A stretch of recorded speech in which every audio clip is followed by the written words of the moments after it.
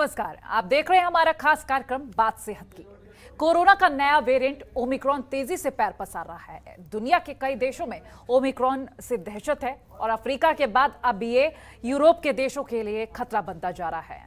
Britain एक बार फिर corona की जकड़ में है। वहीं ब्रिटेन के आंकड़ों को लेकर अगर बात की जाए तो आंकड़ों को देखकर तीसरी लहर की आहट नजर आ रही है। शुक्रवार को ब्रिटेन की बात कर लेते हैं तो वहां कोरोना के 93,000 केसेस सामने आए, जिसमें 3,200 केसेस ओमिक्रॉन के ही है। अब ऐसे में नीति आयोग ने भी चिंता जाहिर करते हुए एक आंकड़ा जारी किया है। नीति आयोग के सदस्य डॉक्टर पॉल की माने तो ब्रिटेन में ओमिक्रॉन के संक्रमण का पैमाना देखें और भारत की आबादी से उसकी तुलना की जाए तो कहा जा सकता है कि संक्रमण फैलने पर भारत में रोजाना 14 लाख केसेस सामने आएंगे। उन्होंने ये भी कहा कि हर केस की जीनोम सीक्वेंसिंग नहीं की जा सकेगी। ऐसे में केवल सावधानी ही तीसरी लहर से बचा सकती है। वहीं ओमिक्रॉन के बढ़ते खतरे के बीच एक बड़ी राहत की खबर है कि WHO ने बच्चों की वैक्सीन कोवोवैक्स को इमरजेंसी यूज के लिए मंजूरी दे दी है और इस साल अगर हम बात करें तो 3 साल और उससे अधिक की आयु के बच्चों को सुरक्षा प्रदान करेंगे। सीरम इंस्टीट्यूट ने इस वैक्सीन को तैयार किया है। इसके टेस्ट शानदार बताए जा रहे हैं। वहीं माना भी जा रहा है कि बच्चों का टीका 6 महीने के अंदर आ सकता है। तो ऐसे में जहां खतरे की आहट है वहीं राहत की भी खबर है। ऐसे में हम जानने की कोशिश करेंगे कि तीसरी लहर की आहट के बीच कैसे बचाव किया जाए और बच्चों के लिए कितनी कारगर होगी ये वैक्सीन। इसी पर हम चर्चा करेंगे। हमारे साथ खास पैनल जुड़ेगा, लेकिन उससे पहले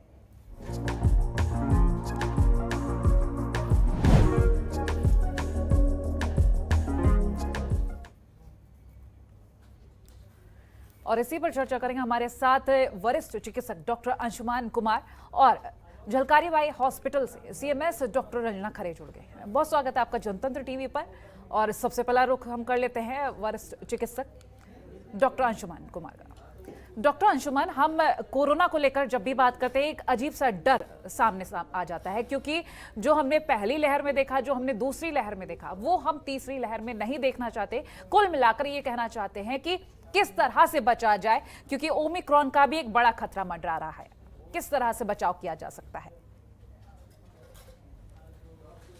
बिल्कुल, आपने शुरुआत सही की कि कोरोना का डर जो कि साइकोसिस फॉर्म में बनता है, कोरोना साइकोसिस और कोरोना फटीग दोनों साथ साथ चल रहे हैं। 2 साल से डॉक्टर्स और हॉस्पिटल की जो हालत है, पब्लिक भी अब त्रस्त हो चुकी है कि क्या बवाल है, क्या होना चाहिए। लेकिन eight the same time public Covid appropriate behaviour को छोड़ने भी कोताही नहीं करती है। अभी के परिप्रेक्ष्य में अगर देखें, डेल्टा ऑलरेडी इंडिया में था, एंडेमिक का रूप लेता जा रहा था, म्यूटेटेड स्ट्रेन ओमिक्रॉन एंटर गया। जिस रफ्तार से स्प्रेड कर रहा है, जिसकी संक्रामक क्षमता जितनी तेज है, ये पॉसिबिलिटी पूरे वर्ल्ड के लिए बनी हुई है कि हो सकता है एक दिन डेल्टा को रिप्लेस करके ये पोजीशन ले। म्यूटेशन इसमें काफी है। प्रॉब्लम एक जो डर वाली बात है ये है कि कहीं कोविड एप्रोप्रिएट बिहेवियर की कमी के कारण डेल्टा और ओमिक्रॉन का मिक्स होकर सुपर स्ट्रेन अगर इंडिया में बनता है, वो घातक हो सकता है। अभी ओमिक्रॉन घातक नहीं है, ठीक बात है, लेकिन अफ्रीकन जीन और इंडियन जीन जो हमारा बॉडी सिस्टम है डिफरेंट होता है। यूके में आपने सुना ही एक डेथ हो गई है। तो हमें इंडिविजुअल व्यक्तिगत स्तर पे बचाव, वही कोविड एप्रोप्रिएट बिहेवियर, समाज के स्तर पे गैदरिंग, पार्टी, शादी, विवाह, त्योहार बंद करें अभी, और सरकार के स्तर पे सारे सुविधा मुहैया कर लें। हालांकि अगर केसेस बहुत घातक होने लगे, इतनी सुविधा तुरंत नहीं, लेकिन अब 1.5-2 साल पुरानी चीज हो गई। एस्टैब्लिश नॉर्म्स है, एस्टैब्लिश ट्रीटमेंट प्रोटोकॉल है, सरकार तैयारी कर। ठीक, डॉक्टर रंजना का रुख कर लेते हैं। आप बने रहिए डॉक्टर अंशुमान। डॉक्टर रंजना, हम कोवोवैक्स को लेकर जब बात कर रहे हैं तो बच्चों के लिए एक लंबे वक्त से चिंता थी कि बच्चों के लिए वैक्सीन कब आएगी। कोवोवैक्स को इमरजेंसी मंजूरी दी गई है। ऐसे में अगर हम कोवोवैक्स के बारे में जानकारी लेना चाहें और किस तरह से कारगर होगी, किस तरह से बच्चों के लिए फायदेमंद होगी, तो उसकी क्या जानकारी मिल पाएगी?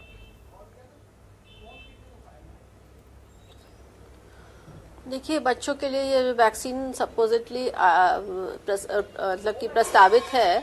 ये रिसर्च के बाद ही प्रस्ताव आया है और उम्मीद की जाती है कि ये बच्चों में प्रभावशाली रहेगी और इससे उनको फायदा होगा, क्योंकि तीसरी लहर आ चुकी है, दस्तक दे चुकी है और सभी राज्यों में मतलब कि स्पोराडिक केसेस दिखाई दे रहे हैं और ये कोरोना की तीसरी लहर मानते हुए ओमिक्रॉन का जो विशेष वेरिएंट आया है और वो घातक भी सिद्ध होने को लग रहा है कि घातक सिद्ध हो सकता है, उसको देखते हुए हमें बच्चों को कवर करना जरूरी है, क्योंकि नेचुरली ये बच्चे अभी तक कवर्ड नहीं है वैक्सीन से। पहली डोज हमारे यहाँ 100 करोड़ से ऊपर लग चुकी है एडल्ट्स में, लेकिन बच्चों का अभी अनटच्ड है और स्कूल जा रहे हैं, तो उनको कवर करना भी अत्यंत आवश्यक है।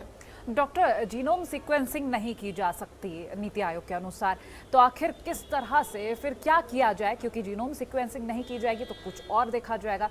तो अगर हम दूसरे रास्ते के बारे में बात करें तो क्या दूसरा रास्ता हो सकता है?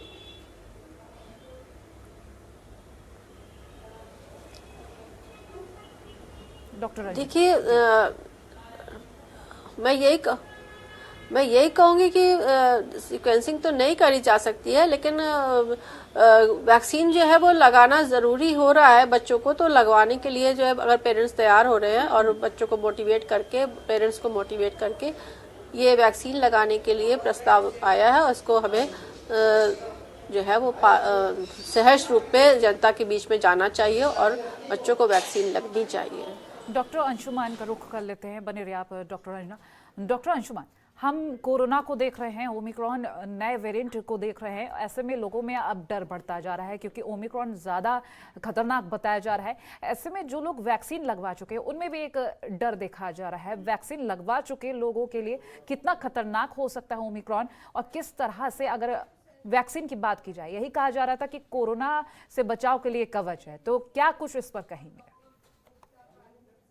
जी बिल्कुल, देखिए वैक्सीन अभी भी कारगर है। इसकी स्टडी पब्लिश कर दी, जॉन हॉपकिंस में रिसर्च हुआ, 4 दिन पहले स्टडी पब्लिश हो गई कि इम्यूनोग्लोबुलिन न्यूट्रलाइज करने में, इम्यून सिस्टम को चकमा देने में ओमिक्रॉन कारगर है। तो वैक्सीन लगे हुए लोगों में सुपर इन्फेक्शन, मतलब दोबारा लोग इन्फेक्ट हो रहे हैं। At the same time John Hopkins की रिपोर्ट में ये कहा गया कि cellular immunity, CD8 T cell based immunity इंसान जो वैक्सीनेटेड उसमें मौजूद है, इसलिए हो सकता है ये एसिम्प्टोमेटिक रह जाए या हल्के फुल्के लक्षण सर्दी खांसी जैसे होकर खत्म हो जाए, अति गंभीर रूप ना ले। यहाँ पे समझने की क्या जरूरत है, संक्रमण और बीमारी में अंतर समझे। आपका RT-PCR टेस्ट पॉजिटिव आया, आप संक्रमित हैं, लेकिन आपकी अति गंभीर हालत ना हो, अस्पताल में भर्ती ना होना पड़े, ऑक्सीजन की जरूरत ना हो, यही हमारा उद्देश्य होना चाहिए। और वैक्सीन अभी भी अचीव करता है। आपने जो जीनोमिक सीक्वेंसिंग की बात की, बिल्कुल ठीक बात है, सभी का जीनोमिक सीक्वेंसिंग न करना चाहिए, न फिजिबल है। लेकिन अभी आप कर रहे हैं एयरपोर्ट पे जो आ रहे लोग उनका जीनोमिक सीक्वेंसिंग। आपको भी टेस्ट ये करना चाहिए, दिल्ली, महाराष्ट्र ऐसे शहर में उठा के कम्युनिटी से जीनोमिक सीक्वेंसिंग कीजिए, एटलीस्ट 5% कर लीजिए जो RT-PCR जितने पॉजिटिव आ रहे हैं उसके पास, ताकि आपको पता चले कम्युनिटी में ओमिक्रॉन का लोड कितना है। इस पे भी न नीति आयोग न सरकार किसी ने काम नहीं। ठीक है, हम अगर कोवोवैक्स को लेकर बात कर रहे हैं, क्योंकि मैंने डॉक्टर रंजना से भी यही सवाल किया, आपसे भी मैं इसका जवाब लेना चाहूँगी, क्योंकि कोवोवैक्स बच्चों के लिए बताई जा रही है और जल्द ही बच्चों को लगाना शुरू कर दी जाएगी। इमरजेंसी यूजेस बताए गए हैं। कोवोवैक्स को अगर हम कंपेयर करना चाहें, क्योंकि बच्चों के लिए हर कोई चिंतित, क्योंकि जो कम उम्र के बच्चे उनके लिए कोई वैक्सीन नहीं थी, अब जब इमरजेंसी यूजेस बताए गए हैं तो कितना फायदेमंद होगी ये वैक्सीन?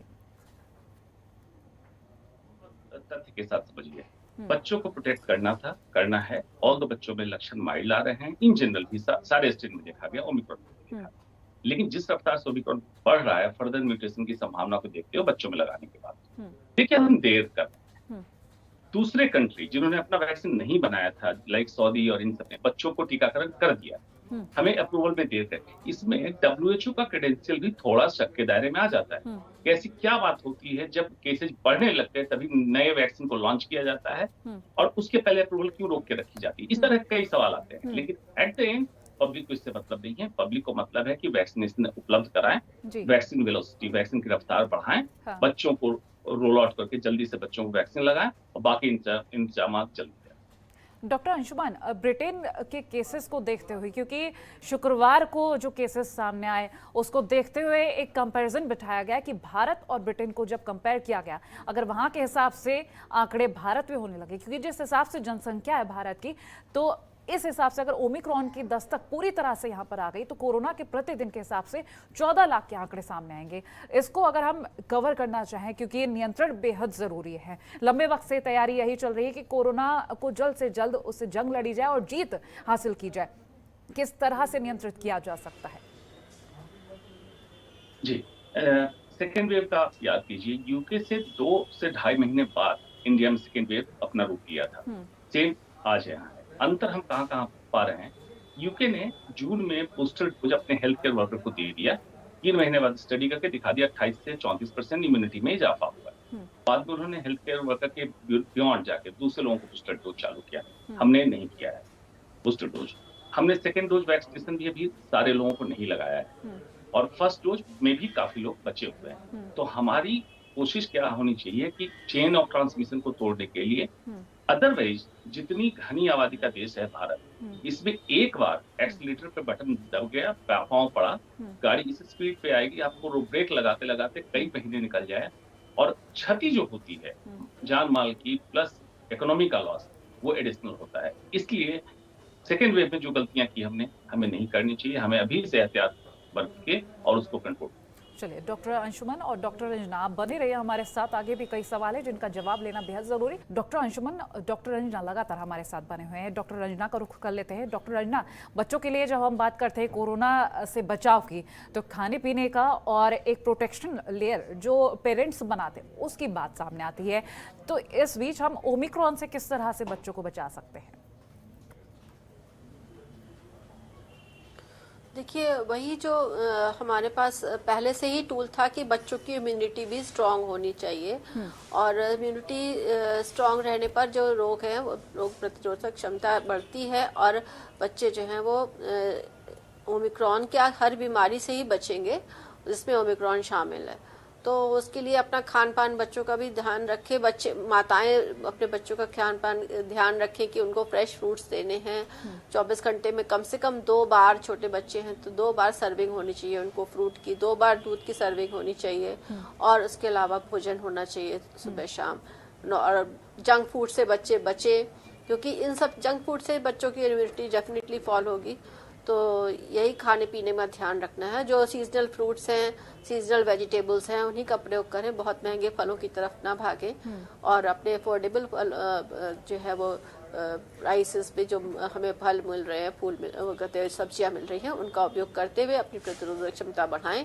अगर अफोर्ड कर सकते हैं तो ड्राई फ्रूट्स भी बच्चे लेते रहें और जंक फूड से डेफिनेटली बचें। पानी अच्छे तरह से पिए और अपने प्रॉपर एक्सरसाइज, खेल कूद में ध्यान रखें बच्चे, ना कि मोबाइल में जैसा बच्चे आजकल करने लगे हैं। तो मोबाइल और लैपटॉप पे बैठने के बजाय उसको, उस समय को कम करते हुए थोड़ा खेल कूद में रहे। इंडोर गेम्स खेलें, घर में ही जो है वो योगा का भी सेवन करें। योगा जीवन शैली में बच्चों के लिए भी उतना ही उपयोगी है जितना बड़ों के लिए उपयोगी है। यही मैं कहना चाहूँगी। ठीक, डॉक्टर अंशुमन, हम ओमिक्रॉन की बात करेंगे तो इसमें लक्षण और जिस तरह से बचाव के तरीके बताए गए ऑलमोस्ट कोरोना की तरह ही, लेकिन अगर हम ओमिक्रॉन से बचाव की बात कर रहे हैं तो कोरोना की पहली लहर और दूसरी लहर में देखा कि घर में काढ़ा बनाया गया और काढ़े का सेवन बहुत ज़्यादा किया गया, कुछ होम रेमेडीज जिनका इस्तेमाल किया गया। ओमिक्रॉन में क्या ये सभी कारगर साबित होंगी? देखिए कोमल, काढ़े या देसी अल्टरनेटिव, इसका कोई शोध पेपर ना डेल्टा या सेकेंड वेव के टाइम पब्लिश हुआ ना अभी पब्लिश हुआ। बेसिक आपको समझना है, जो भी दर्शक सुन रहे हैं, समझना क्या है, ये फाइट है between corona virus and individual body capacity. उसमें आपके परिवार, आपके मित्र, आपके दोस्त, डॉक्टर, अस्पताल कहीं नहीं है, आपकी फाइट है। तो आपकी फाइट में क्या है, अगर इम्यून सिस्टम आपका इम्बैलेंस है, और बार बार मैं कहता हूँ और मेडिसिन कहता है कि सम अवस्था में रखना, होम्योस्टेसिस, ना इम्यूनिटी को बढ़ानी है ना इम्यूनिटी को कम करना है। बड़ी इम्यूनिटी आपने देखा था कोरोना में डेथ का कारण था, जिसको कहते थे साइटोकाइन स्टॉर्म सिंड्रोम। तो इम्यूनिटी हाइपर इम्यून नहीं करना है, लो नहीं करना है।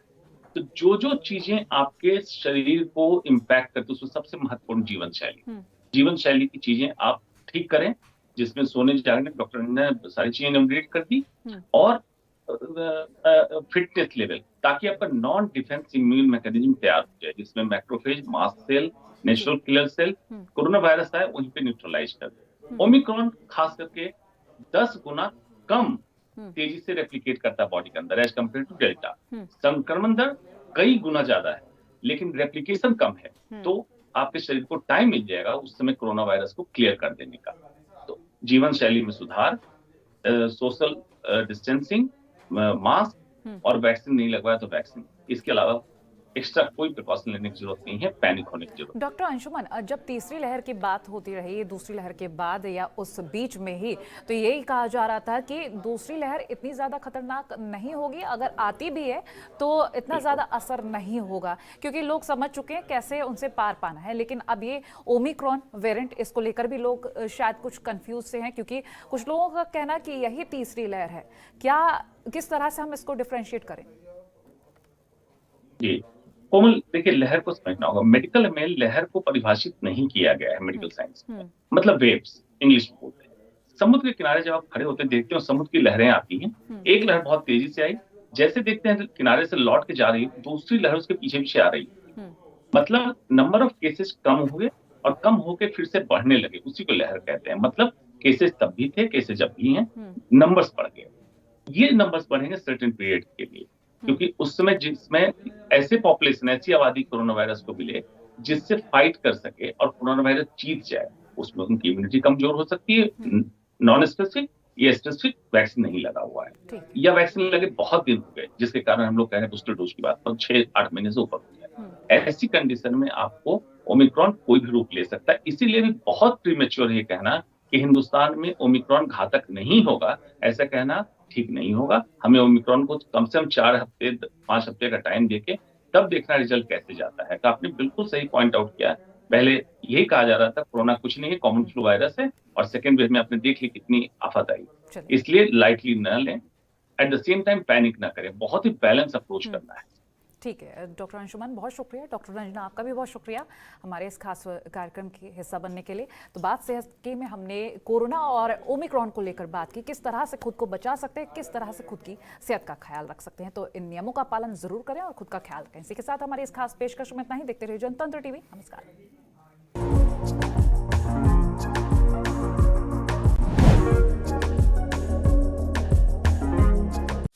खबरों के निष्पक्ष विश्लेषण के लिए सब्सक्राइब करें Jantantra TV and press the bell icon. Never miss any update.